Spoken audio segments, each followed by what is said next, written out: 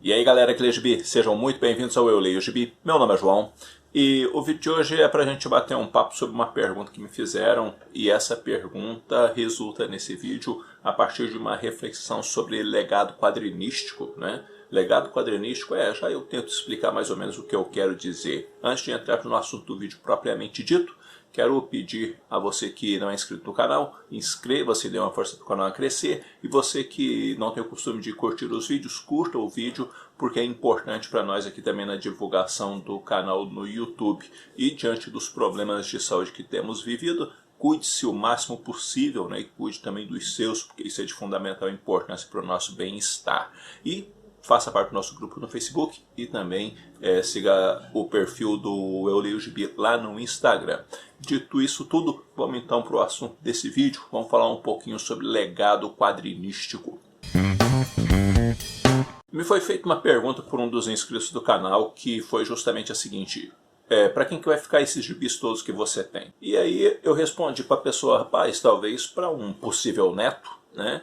Por quê? Porque como um dos meus filhos já está casado, né, e acredito eu que num futuro aí, próximo a minha nora possa engravidar e me dar netos, e tem outros, mais um filho e uma filha, então eu hei de ter netos, assim espero. E de repente um deles possa herdar a minha coleção. Mas por quê? Porque construir um legado quadrinístico não é exatamente uma das coisas mais fáceis do mundo. Entenda um legado quadrinístico por conseguir convencer ou trabalhar com pessoas de uma forma com que a pessoa venha a curtir quadrinhos também e tornar-se um colecionador.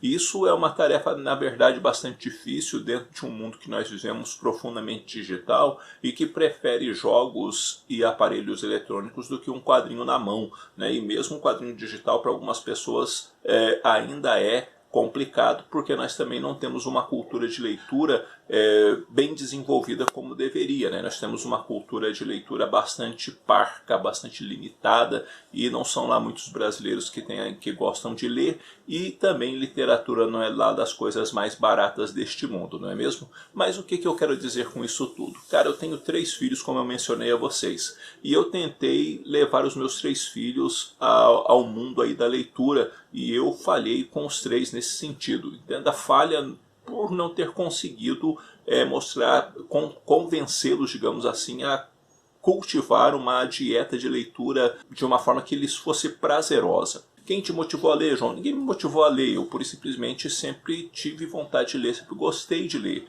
A minha família, nem pro lado do meu pai, nem pro lado da minha mãe, tem pessoas que curtem muita leitura, então era uma coisa muito de mim isso daí, e sempre foi.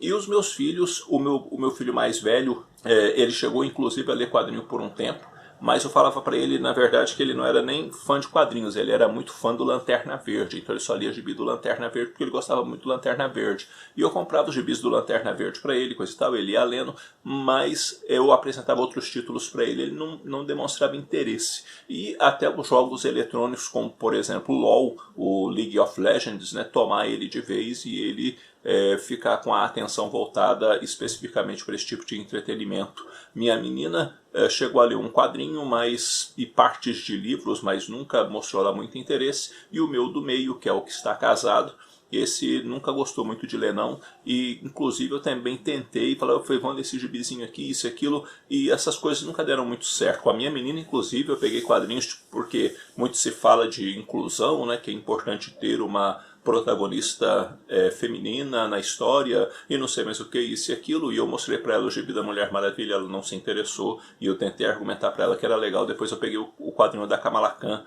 e ela também não se interessou. Eu falei, fiel, é adolescente, é igual você, coisa e tal, mais ou menos aí a mesma idade, ela passa por dilemas aí de primeiro amor, isso e aquilo, dá uma lida. E ela também não se interessou, mesmo sendo uma protagonista na história, né? Não um protagonista. Inclusive o gibi que ela leu foi um gibi dos Vingadores. Por quê? Por causa de muitas vezes o interesse que ela tinha de lá no Thor e no Capitão América, por causa dos sujeitos lá do filme. Então, o que acaba acontecendo? Eu não consegui fazer com que meus filhos se tornassem leitores de quadrinhos e nem de livros, na verdade, e não é por falta de exemplo e nem por ter a mão deles, porque tá ao alcance da mão, tanto os quadrinhos como também os livros. Outras pessoas com quem eu me relacionei durante essa minha vida quadrinística, né, eu cheguei a até conseguir, a partir de conversas e mostrar um quadrinho ou outro, ver algumas pessoas lendo alguns quadrinhos, inclusive comprando por alguns períodos, mas essas pessoas também acabaram parando. Teve um rapaz, inclusive, que por anos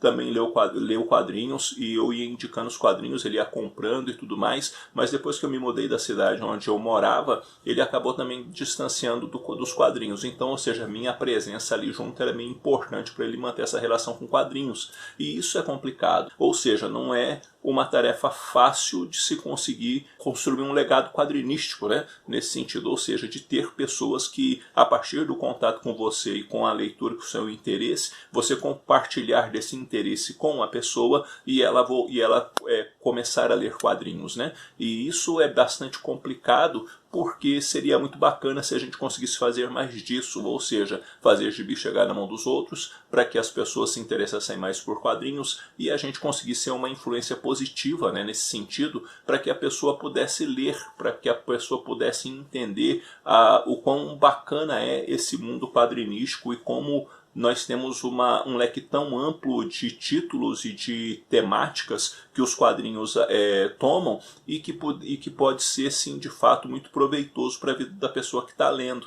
E é difícil, pura e simplesmente é difícil, né? E você vai tentando, olha, vê isso aqui, olha isso daqui. Então, às vezes, eu converso com pessoas que chegam aqui em casa, mostro algumas obras, mostro alguns quadrinhos, porque a pessoa olhou e falou assim, nossa, quanto gibi, olha ali quanto livro, não sei o quê. E aí eu acabo tentando, muitas vezes, levar para a pessoa esse interesse de leitura, né? Mas é difícil.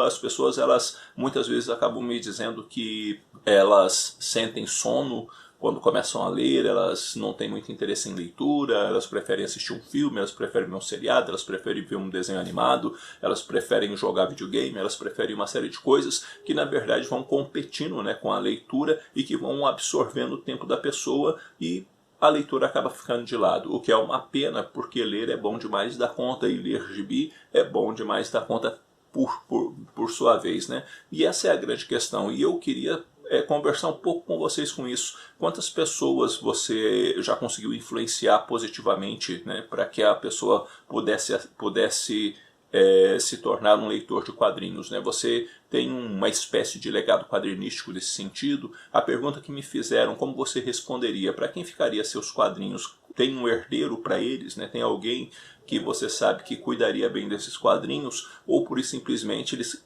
iam parar tudo num porta-mala de um carro, iam parar no sebo mais próximo e ser tudo vendido, porque eles não têm propósito mais para as pessoas que estão ali em volta de você? Enfim, como que fica isso com você? Você consegue influenciar pessoas positivamente? Há pessoas que hoje leem quadrinhos por causa do convívio com você?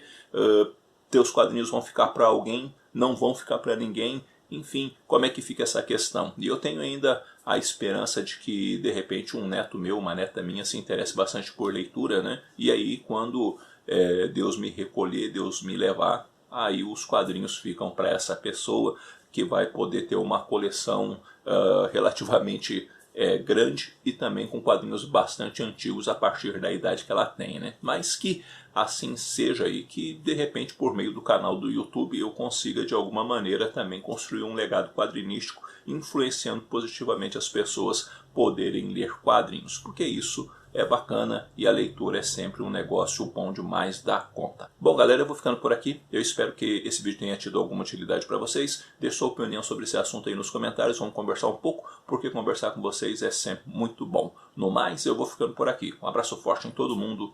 Até a próxima.